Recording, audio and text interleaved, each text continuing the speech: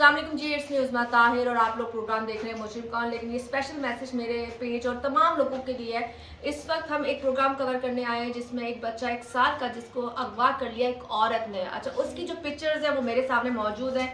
ये उसकी वो पिक्चर है जो उस बच्चे को लेकर गई है और ये वो बच्चा है, ये वो बच्चा है जो इस वक्त 11 महीने का है और मिसिंग है। इस वक्त मैं उसकी फैमिली के साथ मौजूद हूँ और बहुत तकलीफ में है। मेरे साथ उस वक्त उनकी नानी मौजूद है, मेरे साथ उनकी दादी मौजूद है, चाचा है, वो साथ में ना उसकी वालदा है जो बुरी तरह इस वक्त रो रही हैं। तो खैर मैं आप लोगों से गुजारिश करूँगी कि कहीं भी आपको अगर ये औरत नज़र आए आपने ज़रूर इन्फॉर्म करना है, और ये बच्चा जिसके पास भी नज़र आए आपने ज़रूर इन्फॉर्म करना है। इस फैमिली को दुआओं की ज़रूरत है, ज़्यादा से ज़्यादा आपने शेयरिंग करनी है। ये वो औरत लड़की है, इसके जो मियाँ है दोनों बहुत तकलीफ़ में है। तो काइंडली प्लीज़ जितना हो सके ये इस पिक्चर को शेयर करें और इस बच्चे को ढूंढने में और इस औरत को ढूंढने में मदद करें। Thank you.